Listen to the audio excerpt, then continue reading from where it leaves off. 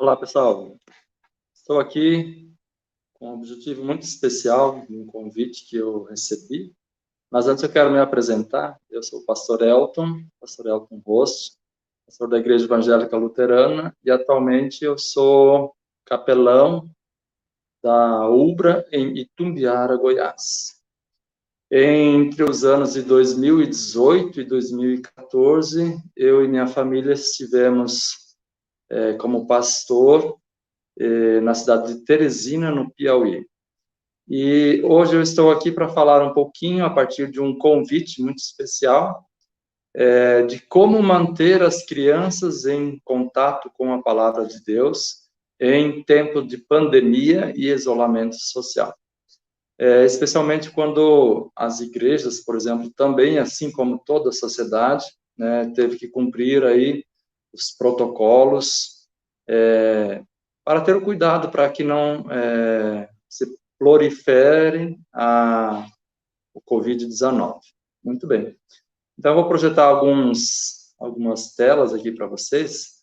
Esse aqui foi o convite que eu recebi de uma jovem chamada Lara, filhas dos irmãos da Igreja Luterana do Piauí, da Estela e do Luciano. Primeiramente, quero transmitir um abraço através dessa família para todos os irmãos luteranos aí da Igreja de Teresina, no Piauí. Bom, ela disse aí: oi, pastor, boa noite, aqui é a Lara, de Teresina. Nós estamos preparando alguns vídeos para o nosso canal do YouTube, gostaríamos de lhe convidar para gravar um vídeo sobre como manter as crianças em contato com a palavra de Deus durante a pandemia, principalmente voltado para onde não está havendo escola bíblica e as crianças ainda não podem ir ao culto. Muito legal. Muito boa a ideia, né, e essa preocupação em levar a palavra de Deus, e especialmente também nessa fase, onde as crianças estão desenvolvendo a sua aprendizagem, e especialmente desenvolvendo a sua fé. Bom, eu gostaria de fazer alguns apontamentos, então, a partir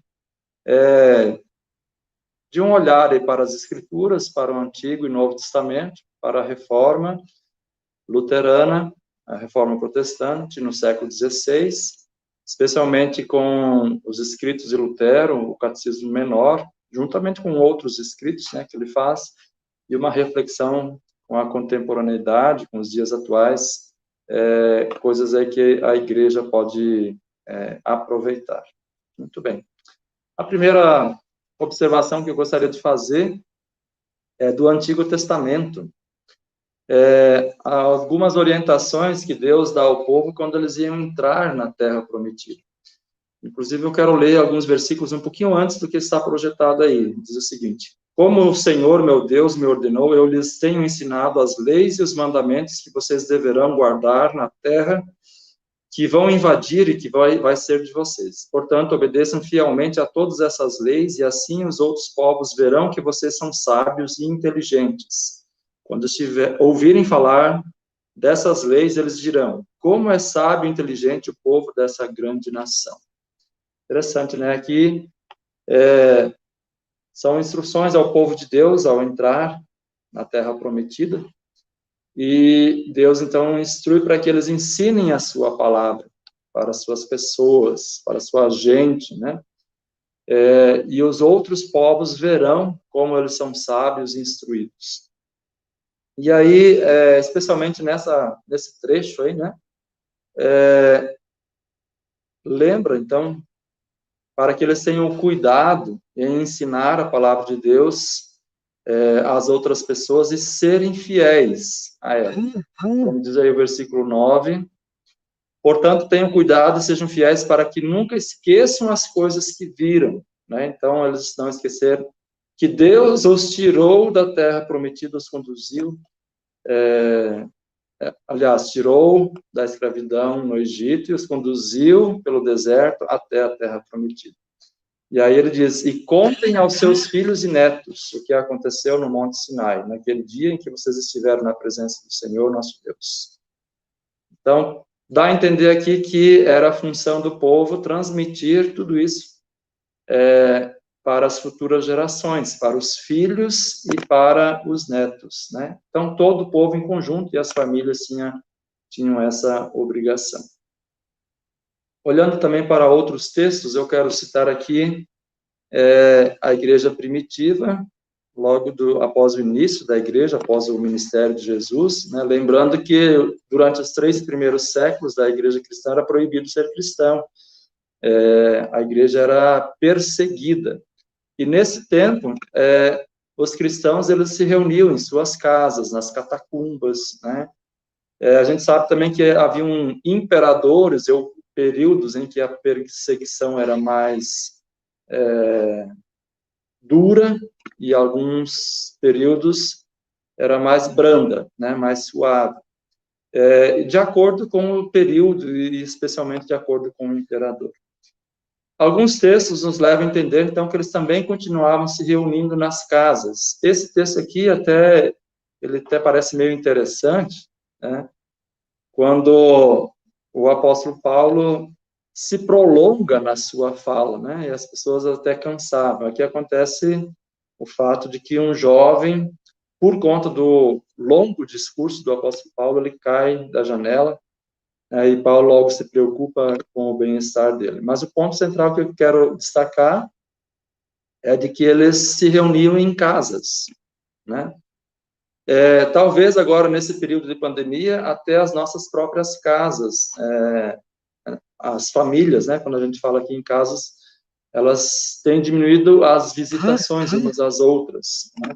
É lógico que quando é mais próximo, entre irmãos, né, na casa dos avós, os familiares mais próximos, provavelmente eles continuam se visitando. Então, e aqui o ponto é que eles estavam falando sobre Deus, né? Então, na nossa própria casa, ou na nossa família, os parentes mais chegados, tenho certeza que continuam se reunindo, né? Mesmo tendo os cuidados e de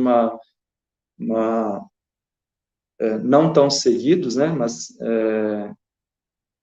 provavelmente alguns continuam se reunindo. E se não, continuam se visitando os parentes mais próximos, mas os da própria casa, né? Aqui a questão é, de dentro da casa, ensinar a palavra de Deus. Para isso também nós podemos usar o exemplo quando Paulo se dirige aí a Timóteo, né? E o Paulo elogia a atitude da avó e da mãe de Timóteo, né? Que ele aprendeu as sagradas letras que podem torná-lo sábio, né? E não a sabedoria humana, mas sábio a respeito de Deus, da sua palavra, e através disso ter a fé e a salvação. Então, o papel da avó Lloyd e da mãe Eunice na educação e no crescimento da fé do filho e neto Timóteo, né? E depois o Paulo diz aí que ele se tornou responsável aí pela fé em Cristo, né, para transmiti-la a Timóteo. Mas aqui, de novo, o ponto, né, parece que é a atitude da avó e da mãe em sua própria casa, né, ensinar os filhos. Bom, eu falei um pouquinho aí sobre o Antigo Testamento, o Novo Testamento, parece que está muito presente, né, essa questão da família, né, na transmissão da palavra de Deus aos seus descendentes. Bom, agora eu quero dar um salto aqui para o período da Reforma. Nós sabemos aí que Lutero, quando ele se torna um padre, né, e começa, além de trabalhar na universidade, ser responsável pelas congregações, ele começa a fazer visitação às congregações, e ele percebe o quanto, na época, as pessoas esperavam unicamente pela igreja, né, para transmitir a palavra de Deus e ensinar os filhos. E aí, ele escreve, dentre outros escritos, o Catecismo Maior e o Catecismo Menor. Eu quero destacar aqui o Catecismo Menor, né? Diz aí o seguinte: sendo o Catecismo Menor como a própria Bíblia para os leigos, e são esses os nao-promotores. Originalmente, o catecismo foi escrito para o chefe de família saber como ensinar os 10 mandamentos, o credo, etc., com simplicidade à sua casa. Interessante ali a preocupação de Lutero com as suas congregações, com as famílias, e a educação dos filhos. Lógico que tem aí também todo aquele papel da ênfase na educação, a criação de escolas para eles aprenderem a ler e escrever, a tradução da Bíblia, a tradução do culto, da missa, também os hinos, né, tem uma influência grande de Lutero na tradução, e ele pegava as melodias seculares, né, que as pessoas cantavam, as músicas, né, e aí ele coloca letras sagradas, né, ou da igreja, para que as pessoas, com aquela melodia da música secular, pudessem agora colocar uma nova letra e louvar o Senhor. E o ponto aqui é também aos chefes da casa, os pais, as mães, os avós, né, como responsáveis para falar a respeito de Deus para as crianças, né. Inclusive, ele continua nessa introdução ao Catecismo Menor, né, para facilitar isso, inclusive o manejo prático. A primeira edição saiu em forma de cartazes. A primeira edição do Catecismo Menor saiu em forma de cartazes. E ele diz o seguinte: esses eram apropriados para serem colocados na parede da sala maior da casa. De lá, o chefe de família os tirava com regularidade a fim de serem sucessivamente aprendidos por todas as pessoas da casa. Então, além de ensinar, o chefe de família também tomava as lições que já haviam sido passadas, né? Então, ele ensinava novas lições e ainda relembrava as que já haviam passado. Certo? Muito importante, muito interessante analisar essa questão no contexto da reforma.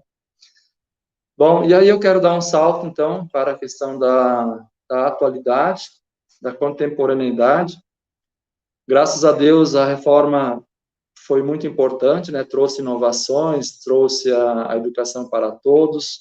Hoje nós sabemos que vivemos em um contexto diferente, e na contemporaneidade nós temos com a questão da globalização, da tecnologia, dos meios de comunicação, né?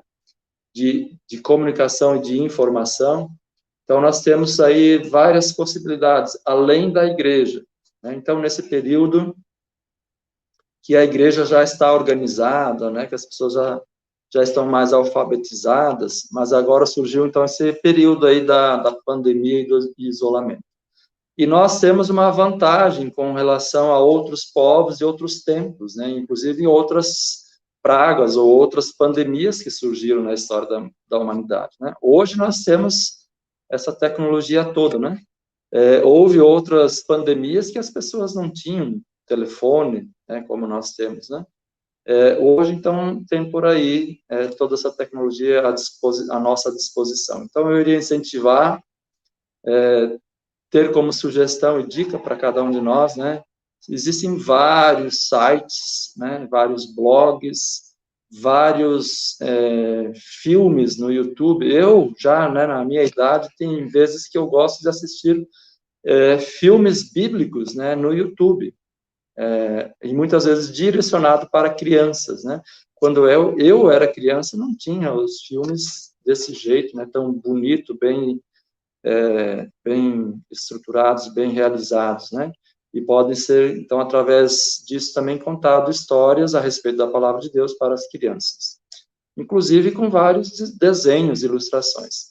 Além disso, uma bibliografia ampla que está à nossa disposição e vários aplicativos, né? Que nós temos aí podemos baixar aí no nosso smartphone e mostrar para as crianças, né? E a gente sabe que hoje as crianças, elas sabem lidar muito facilmente com a tecnologia. Nós temos uma filha de 6 anos, vai fazer semana que vem 6 anos, e o quanto ela já tem habilidade, né, ao lidar com essas tecnologias, né, no computador, no YouTube, no smartphone, e ali tem também a oportunidade, então, do contato com a palavra de Deus. E outras coisas também que a gente não pode esquecer, né, que acaba tendo que a família ter que dedicar tempo, né? Uma das questões da atualidade é como a nossa vida é corrida e tem tantas coisas para fazer. Então, nós temos que destinar tempo para os nossos filhos, para a palavra de Deus e também para a oração. Pessoal, então, assim, eu acho que deu para trazer algumas informações, algumas coisas que são importantes, né? Eu quero agradecer o convite aí da Lara e transmitir o meu abraço a todos os irmãos, a quem mais também estiver ouvindo, assistindo esse vídeo. Que Deus esteja com vocês, com as suas famílias, que nós possamos também ter tempo, né? Oração, dedicação à palavra de Deus e transmitir a nossa fé, tanto alimentar a nossa fé como transmitir para outras pessoas. Um grande abraço, fiquem com Deus, obrigado por esse convite, por esse momento, e que Deus esteja com todos vocês. Um abraço e até a próxima.